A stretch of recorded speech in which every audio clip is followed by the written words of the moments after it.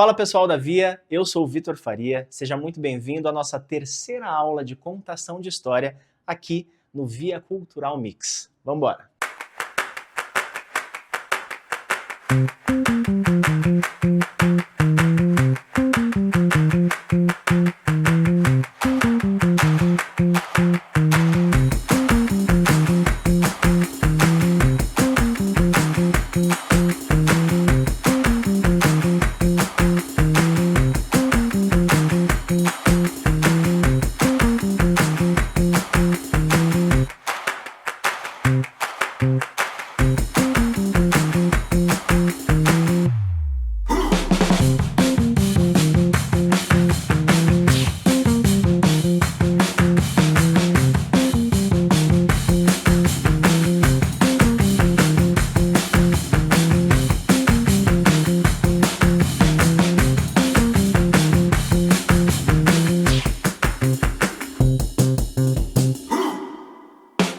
Muito bem, muito bem. Voltando um pouquinho ao que nós vimos nas semanas anteriores. Na primeira semana, um convite a gente começar a olhar para tudo isso, pilares de comunicação, como são as contações de história, como a gente conta as nossas próprias histórias. Na segunda aula, estabelecer o objetivo de para que eu estou contando essa história e para quem eu estou contando essa história.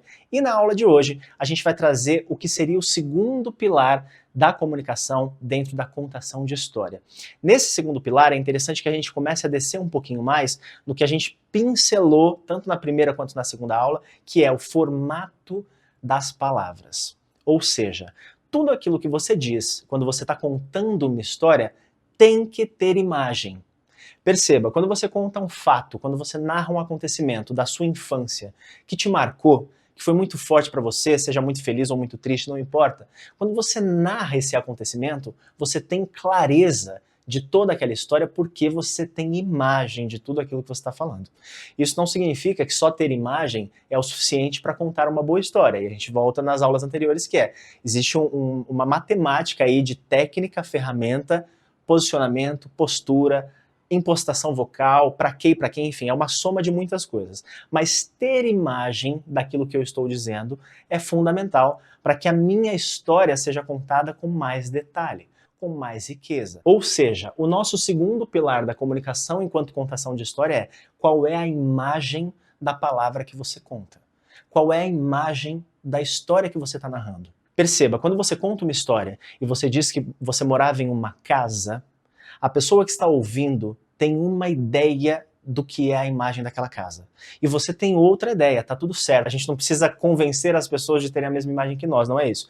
Mas a partir do momento que eu tenho imagem daquilo que eu digo, naturalmente eu instigo o outro a ter também uma imagem dele. Cada um tem uma, não tem problema. Mas isso é muito interessante da gente prestar atenção porque enriquece a nossa história, enriquece a nossa narrativa e traz para o outro, ou seja, traz para o público que me escuta, imagem. Ou seja, eu convido esse público que eu já sei para quem, eu já sei para quê, eu convido ele a visualizar as mesmas imagens que eu dentro do campo de energia, de visão e de imaginário lúdico que ele tem. É a mesma coisa quando você lê um livro. Você lê o livro, você devora, acha aquilo espetacular e você assiste um filme daquele mesmo livro. É muito possível que as suas imagens daquela história sejam muito mais legais do que a imagem do filme. Porque você construiu aquilo a partir de algo que te foi entregue. No livro você está lendo tudo aquilo. Então quem cria as imagens daquelas palavras é você. Quando a gente conta uma história é a mesma coisa. Eu preciso ter clareza racional, um raciocínio claro, as ordens do pensamento organizado, como a gente vem falando. Ok, mas é importantíssimo que você tenha imagem daquilo que você está falando. Isso vai mudar a sua forma de falar, a sua musicalidade, a sua sonoridade, o quanto você retém a atenção de quem você está contando a história. Hoje a gente é bombardeado de conteúdo o tempo todo, no nosso celular, na televisão, na rua, no nosso transporte. Então é importantíssimo que a gente zele pelo momento que a gente tem espaço e tempo para contar algo para alguém. E para que eu faça isso com qualidade, eu posso usar dessas ferramentas todas, começando, por exemplo, a olhar para esses pilares. Então, o que eu quero contando aquela história, para quem eu estou falando e quais são as imagens, as figuras que eu trago para a minha narrativa. Isso vai trazer para a sua contação de história muito mais clareza enquanto fatos, enquanto ordem, enquanto linha racional de narrativa. Na aula passada eu deveria ter apresentado para vocês 2 vídeos que a produção sabiamente me reforçou que eu esqueci. Então eu quero trazer 2 breves trechos desses vídeos que eu falei na semana passada que podem servir como excelentes exemplos disso que a gente está tratando nessa aula, que é a imagem daquilo que eu falo.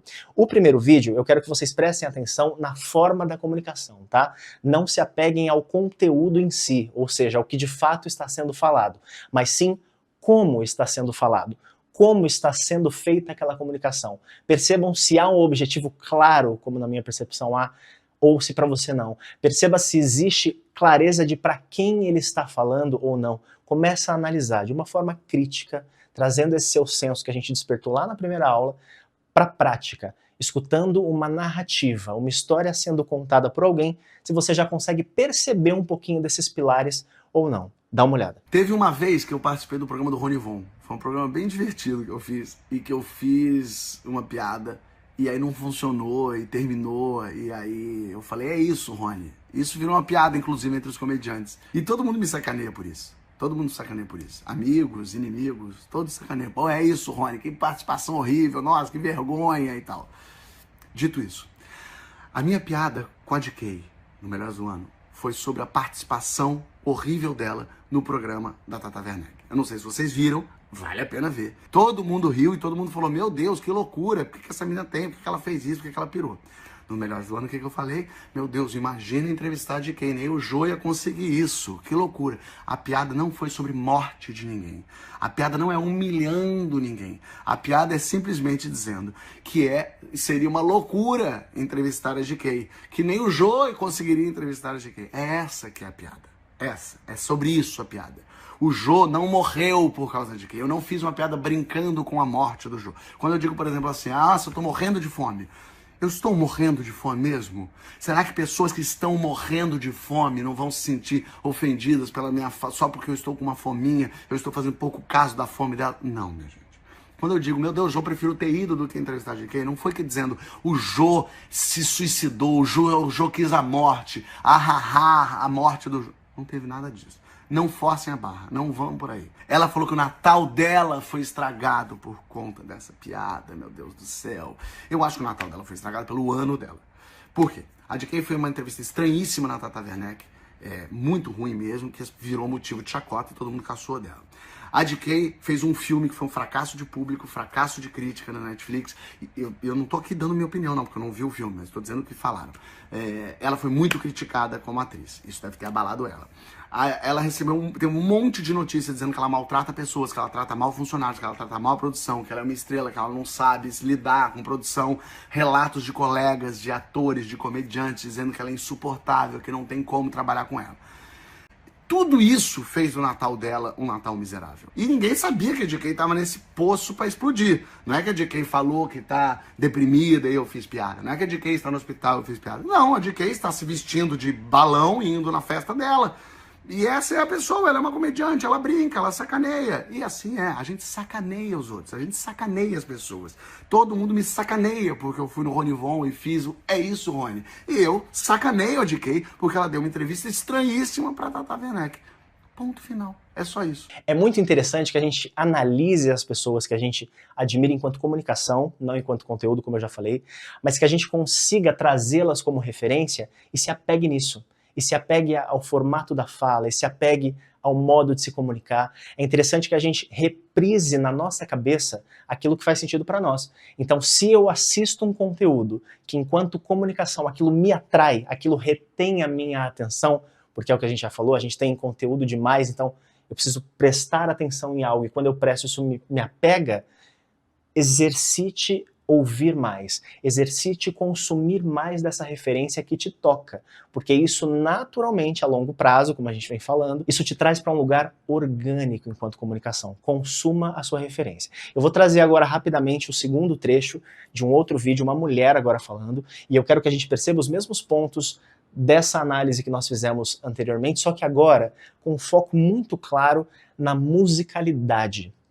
Na fala dela, vocês vão perceber que tem isso das imagens das palavras, tem muita clareza visual do que ela está contando, isso é bastante nítido, mas eu quero que você perceba o formato de nuance da voz, como ela desenha a narrativa, como ela desenha a contação de história com uma leveza e com uma propriedade inacreditável. Quando a gente começa a olhar para essas técnicas de comunicação, quando a gente identifica no outro, a gente aplaude em pé, porque é interessante da gente perceber que as pessoas usam isso de uma forma muito sábia para garantir uma comunicação clara e assertiva. Só.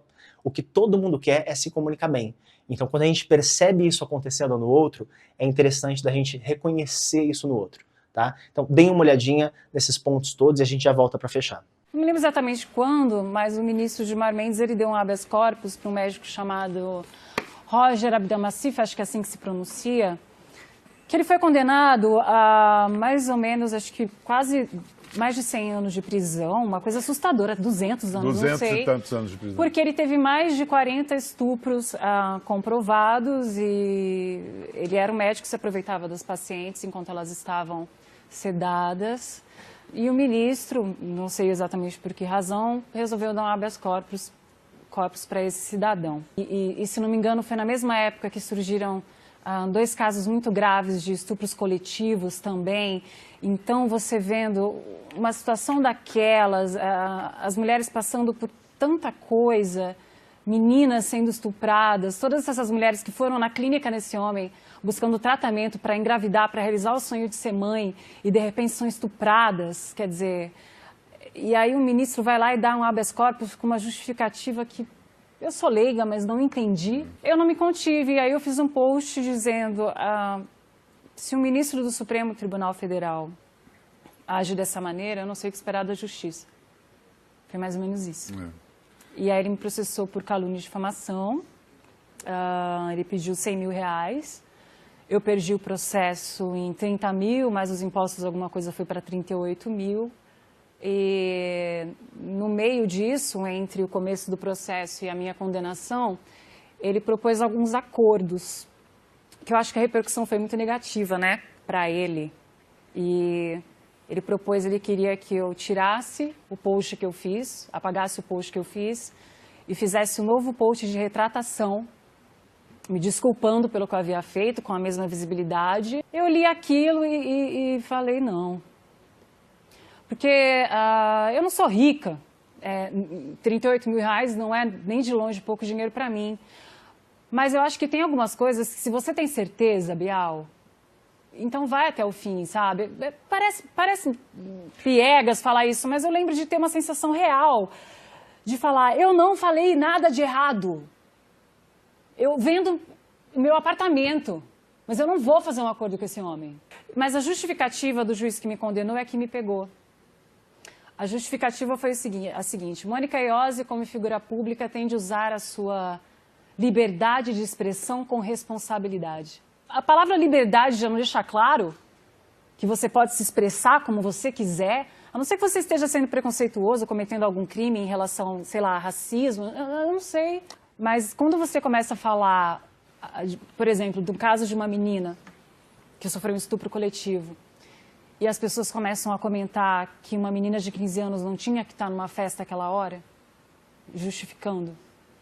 Quando você comenta que uma travesti foi assassinada, espancada, em frente a vídeos feitos em frente a celulares, e as pessoas dizem, ela vivia em pecado, foi pouco, isso começou a me assustar. Uma seguidora minha falou assim um dia, Mônica, eu entendo você e concordo com você, mas cuidado, você está perdendo a alegria. E eu concordei com ela. Estava me afetando. O que é muito legal da gente prestar atenção não só nesses 2 trechos de vídeos que a gente passou aqui, mas nas histórias que são contadas para nós de um modo geral, na internet, na nossa escola, no nosso trabalho. É interessante que a gente perceba se aquilo nos atrai ou não, se aquilo nos impacta ou não, e a partir desses pilares que agora você já conhece, como você escutaria aquela narrativa de uma forma diferente. Ou melhor, como você contaria aquela história de uma forma diferente. Nessa nossa terceira aula, eu vou deixar uma breve atividade, pelo amor de Deus, não é para virar um peso, não é para virar uma dor de cabeça fazer isso, é um experimento, tá? Mas seria interessante que você pegasse uma história sua, que já aconteceu ou não, se você quiser inventar, tá tudo bem, que você traga essa história, escreva essa história, e aí você vai olhar para tudo isso que nós já falamos aqui, para quem você vai contar essa história, para que você vai contar essa história, e quais são as imagens dessa história. Por quê? A partir disso, lembra que eu falei que a gente tem os pilares master e a gente tem os pormenores. A partir de tudo isso, definindo qual história você quer contar, você vai pensar em quais são os pontos altos dessa história. Porque quando você cria uma ordem de pensamento organizado, que só fala bem quem pensa bem, vocês já entenderam isso? Quando você organiza essas ideias todas, é importantíssimo que você traga essa nuance de contação, como vocês viram nesses vídeos agora, para que eu consiga reter o meu público, para que eu consiga reter a atenção de com quem eu estou falando e para quem eu estou falando. Então, mapeie nessa sua história, uma história breve, mapeie para que você está contando essa história, para quem você está contando essa história, quais são as principais imagens dessa história, pensa na sua embocadura, na sua postura corporal, como nós já falamos, e nessa aula, como pormenor, mapeia qual é o ponto alto, quais são os pontos que podem prender melhor a atenção de quem está ouvindo a sua contação, certo? Lembrando que isso é um experimento para você trazer para sua casa, para você fazer no seu quarto, para você fazer no seu trabalho, para você fazer quando você puder, só para experimentar. É só um convite. Quando a gente fala sobre tarefa de casa, a gente tem um olhar muito pesado sobre isso. Detestava fazer lição de casa, pelo amor de Deus. Então a ideia é, estamos discutindo, criando diálogo, experimentando coisas novas aqui. Vamos tentar ir um pouquinho na prática para que a sua comunicação seja assertiva, para que você conte histórias de uma forma dinâmica, segura, se sinta bem, se sinta firme para isso. Então, experimente. Ah, não quero fazer, quero só ouvir aqui, não tem problema nenhum, tá tudo certo. Se você tiver a oportunidade e o espaço de experimentar fazer isso, pode ser muito bacana. Mas se você está absorvendo tudo isso, para mim já valeu. O importante é a gente estar com a escuta aberta. Como eu falei, a comunicação que funciona, ela tem muito mais a ver com o quanto eu me faço entender. E para que eu me faça entender, é natural, é importante que eu esteja ouvindo, que é um pouquinho do que a gente vai falar na próxima aula. Beleza? Acompanhe a Via Cultural, o Via Cultural Mix continua aqui, nós ainda temos mais um encontro enquanto aula de contação de história, mas em paralelo a isso, tem conteúdo do Via Cultural Mix aqui no YouTube, no Instagram, então prestigiem esse projeto, prestigiem esse conteúdo, porque tem muita coisa para você experimentar aí da sua casa. Semana que vem nós nos vemos, fique bem, muito obrigado, tchau!